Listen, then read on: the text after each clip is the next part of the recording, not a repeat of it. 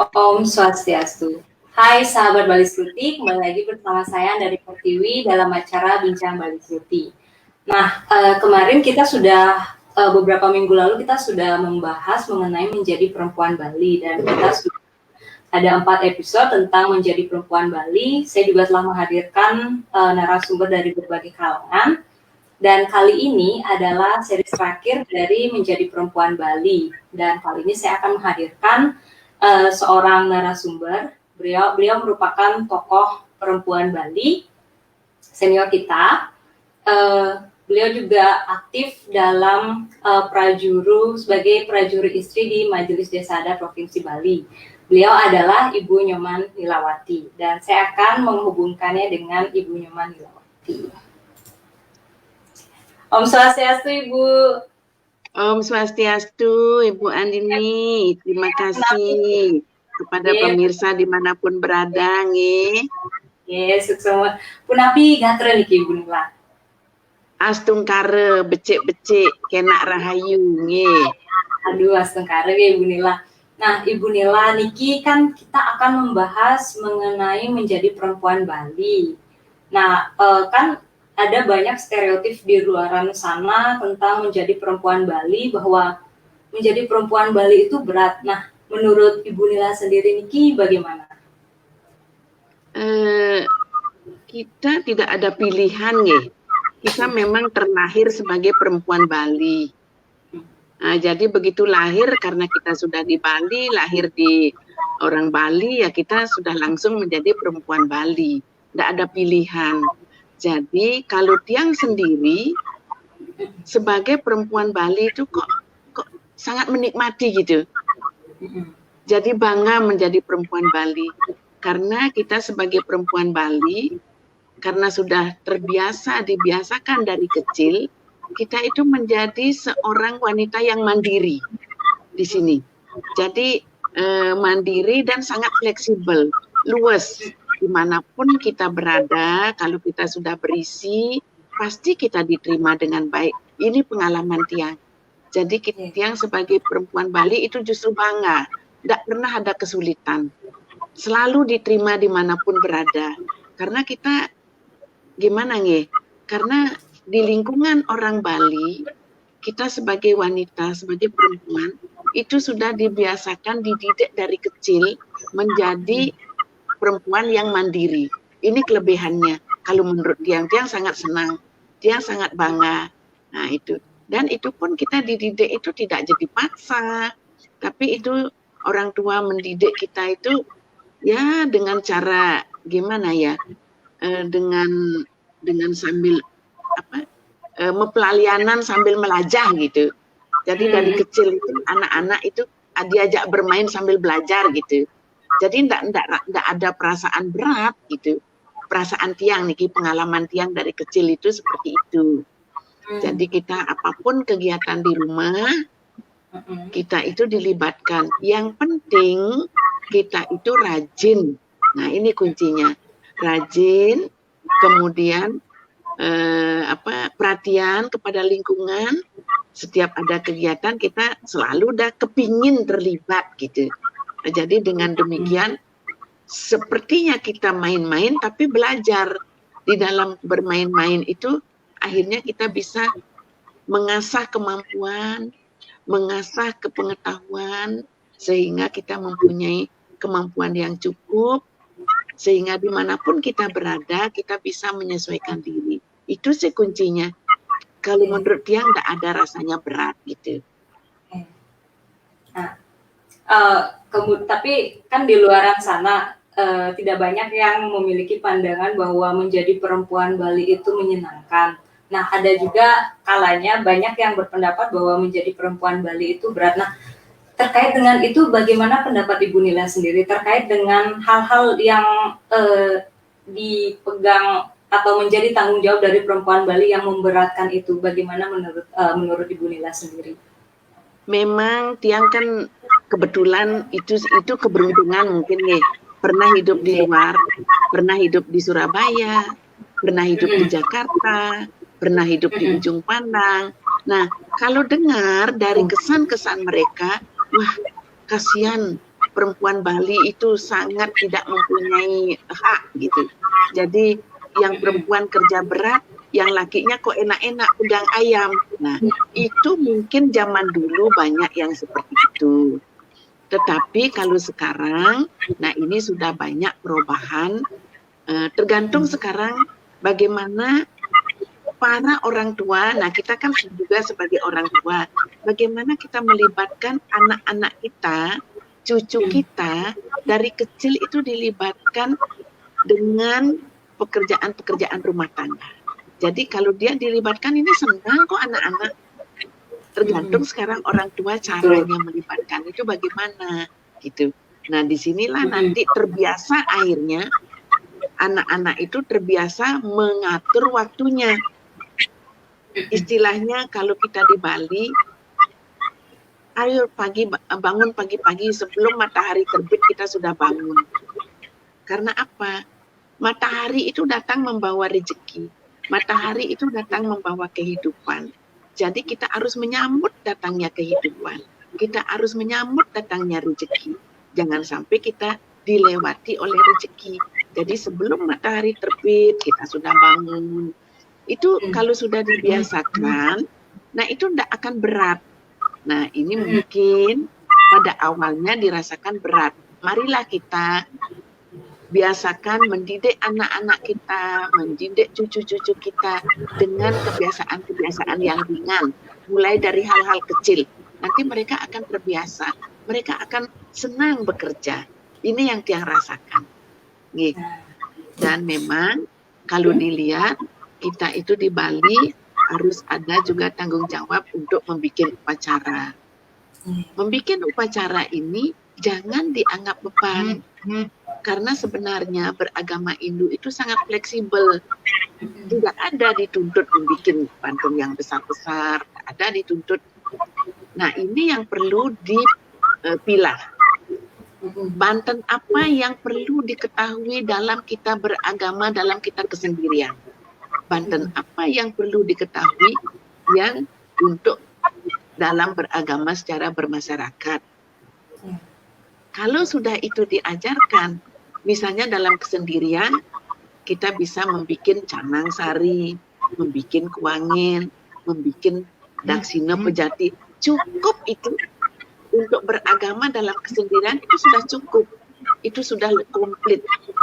Jadi jangan dianggap berat.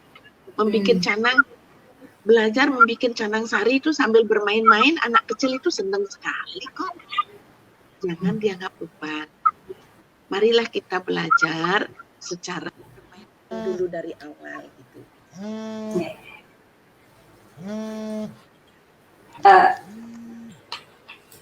Kemudian, tapi kan Ibu Nila nih, kan banyak sekali anak muda di luar sana. Yang ada virtual, Bu. Maaf. Oh iya, ya. Oh iya. Jadi Ibu Nila, kan banyak di luar sana, terutama anak muda yang seumuran usia saya. Itu kan banyak beranggapan bahwa sudah ketakutan duluan, nanti menjadi perempuan Bali itu kayak berat, kayak nanti di rumah suami itu bisa nggak sih bikin banten atau bisa nggak sih menyamubrain. Nah terkait dengan itu apa pesan atau hal-hal yang bisa Ibu Nila berikan kepada para generasi muda yang memiliki pemikiran seperti itu atau sudah kadung takut duluan gitu Ibu Nila, apa pesan-pesan? Nah memang istilah-istilah itu, pesan-pesan itu dibesar-besarkan menurut Tiange. Nah sebenarnya filosofi anak luh Bali itu bagaimana kita menjadi anak luh luwih. Tiang rasa menjadi perempuan manapun, paling tidak kita harus mempunyai kecakapan putri namanya. Kalau zaman dulu, kecakapan putri itu apa? Bisa memasak, bisa menjahit sedikit-sedikit.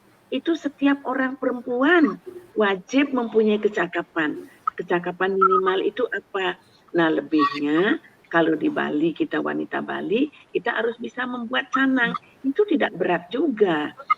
Coba kalau di luar misalnya, kalau di luar orang Bali, pasti dia juga bisa merangkai bunga diharapkan, menjadi anak yang pinter, bisa memasak. kita juga perempuan Bali perlu belajar memasak.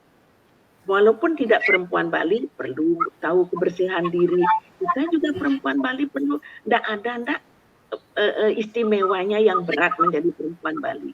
Asal itu dibiasakan dari kecil. Ini saran Titian. Saran saya, mari kita dari kecil membiasakan diri belajar sambil bermain-main. Belajar membuat canang sambil bermain-main.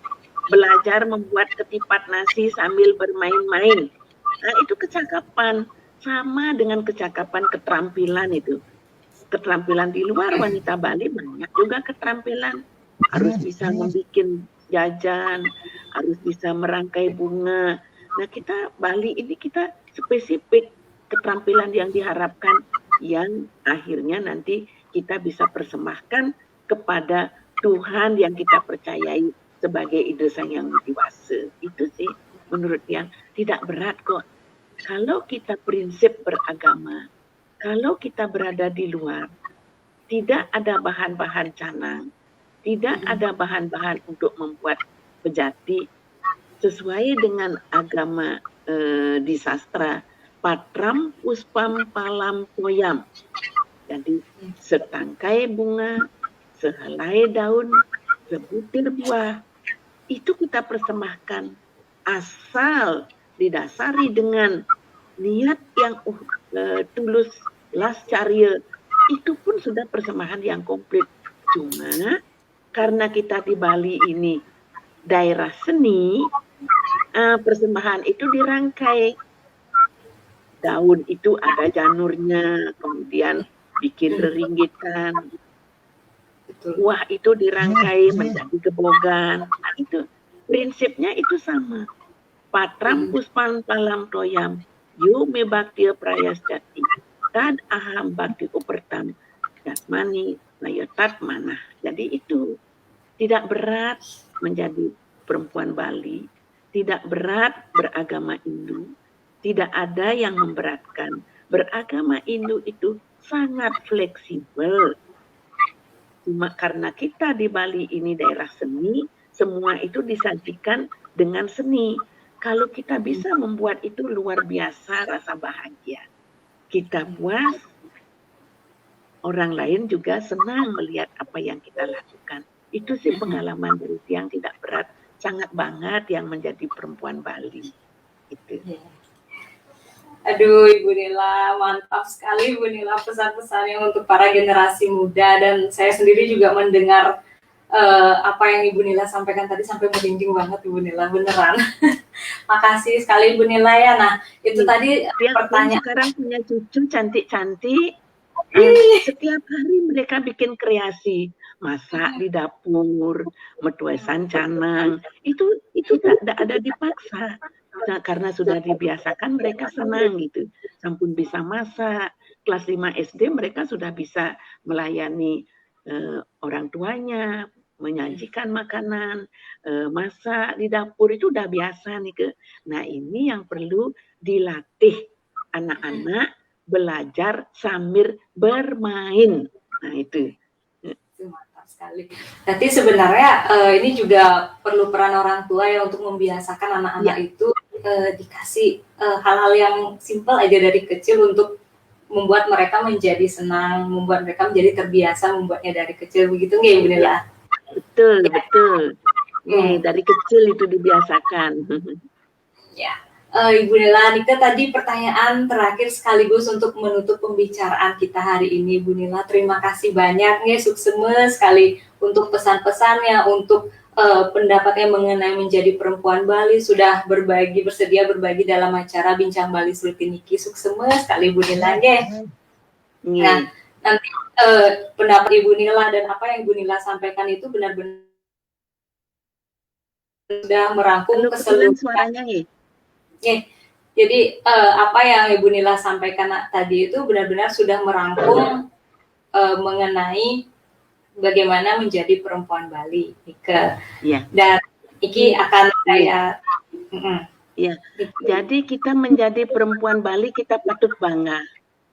Sulit orang bisa lahir di tanah Bali. Tanah Bali ini sempit. Orang pendatang itu banyak Begitu tahu Bali, mereka tidak mau pergi karena merasa nyaman di Bali. Lain katanya rasanya kalau sudah menginjak tanah Bali. Patut banggalah kita menjadi perempuan Bali. Apa yang harus kita lakukan? Mari kita pelajari, ajarkan kepada generasi muda kita mulai dari kecil. Kebiasaan-kebiasaan yang perlu kita ajarkan itu dibiasakan sambil bermain-main. Tidak akan ada dirasakan berat. Semua akan gampang. Kita di Bali karena mayoritas beragama Hindu, agama Hindu itu tidak ada memberatkan. Sangat fleksibel. Membikin yang Banten sajian yang kecil, tidak masalah. Bisa mampu bikin yang besar, tidak masalah. Bagus. Cuma tiang pesan, mari kita membuat upacara, membuat upakara, sesuaikan dengan kemampuan pendapatan. Bukan menjual hak milik untuk membuat upakara. Jadi kalau menurut tiang, 3 kerangka agama Hindu ini perlu mungkin diadakan revisi sedikit. Tatwa, susila, yadnya. Nah ini yang lebih tepat. Sebab kalau tatwa, susila, upakara, nah upakara ini dia rentangnya tidak terbatas. Jadi tatwa, susila, yadnya. Jadi apa yang kita lakukan itu adalah yadnya. Jadi upakara yang kita lakukan itu, itulah yadnya. Pengorbanan dengan dilanasi hati yang suci. Dengan pengorbanan yang sukarela. Jadi keikhlasan. Sampunang memaksakan diri. Sampunang tamasik. Sampunang rajasik. Apa yang kita lakukan. Bikin Banten sesuai dengan kemampuan. Berapa kita punya uang. Sedikit punya uang, sedikit kecil bikin Banten. Canang Sari saja cukup. Tidak ada orang yang mencibir, cuma perasaan kita saja. Tapi jangan mengikuti perasaan ngai Banten kecil itu, ini harus dihilangkan. Jadi adik-adik generasi muda, jangan merasa beragama Hindu itu berat. Beragama Hindu sangat fleksibel. Tidak ada dituntut membuat Banten yang besar. Banten yang kecil saja tidak masalah. Patram puspam palam toyam, yo me bakti prayasjati. Tad aham bakti upertam, asmani trayetat mana. Jadi setangkai bunga, sehelai daun, sebutir buah, seteguk air, dan dengan dupa, itu sudah cukup. Misalnya kalau kita ngotonin, jangan berepuria membuat ulang tahun. Ngotonin itu Banten 1, Banten dapatan tumpeng 1. Itulah akhirnya menjadi nasi tumpeng. Sebenarnya itu dapatan pokok nih itu yang akhirnya menjadi nasi tumpeng. Yang akhirnya dibiasakan dengan ulang tahun. Nah ini ngiring adik-adik, banggalah menjadi perempuan Bali, banggalah menjadi umat Hindu. Sangat fleksibel, tidak ada yang memberatkan. Itu semua tergantung pada pikiran kita sendiri. Elingang, meyatnya las carya. Nah niki pesan titiang. Ingi kirang langkung titiang unas gengren mesinam pura. Aduh, sesuai Bu Nila lagi. Itu tadi pesan saya benar-benar mendalam dan menyentuh sekali Bu Nila. Jadi saya sebagai generasi muda juga ikut, wah benar sekali apa yang disampaikan Ibu Nila, benar-benar harus dibiasakan dari kecil gitu Ibu Nila ya. Ibu Nila sekali telah menjadi narasumber bersedia hadir dalam acara Bincang Bali Sluti kali ini dan telah memberikan pemikiran-pemikiran tentang bagaimana menjadi perempuan Bali, bahkan bagaimana agar nanti kedepannya bisa menjadi perempuan Bali yang tetap yang tidak sampai memikirkan tentang mengenai beban dan tanggung jawab yang berat seperti itu. Nih, Ibu Nila titiang tutup dumun untuk para mesanti nih Ibu Nila nggih. Nggih titiang tutup untuk para mesanti. Om santi santi santi om.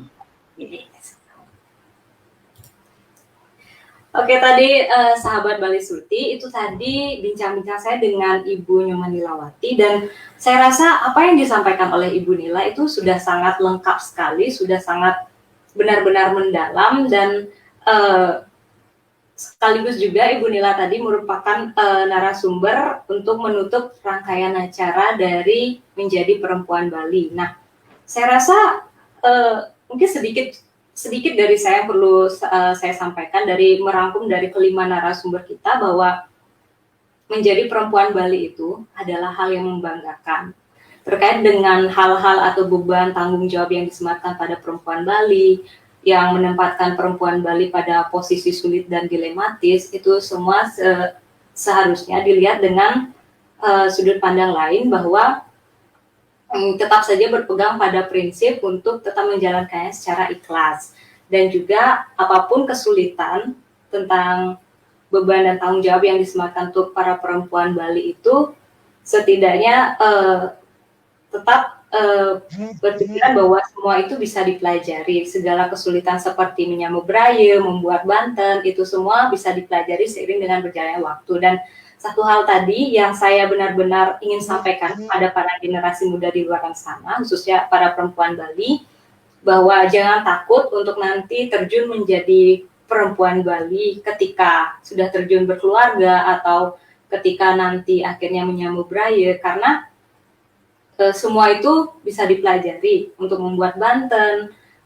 Tidak harus membuat yang wah, karena pada prinsipnya membuat Banten itu kita harus tetap berpikiran pada hal yang fleksibel gitu. Jadi seiring dengan berjalannya waktu, mengikuti perkembangan zaman, dan juga itu tidak harusnya menjadi beban yang harus kita benar-benar membuat kita stres atau beban yang berat seperti itu. Nah, oke, sahabat Bali Sruti, itu tadi bincang-bincang saya dengan Ibu Nilawati, dan juga sekaligus saya ingin menyampaikan bahwa tema menjadi perempuan Bali akan kita akhiri sampai episode kali ini, dan jangan lupa untuk terus menyaksikan Bincang Bali Sruti dengan tema yang lebih menarik lainnya, dan kita akan hadir ke depannya.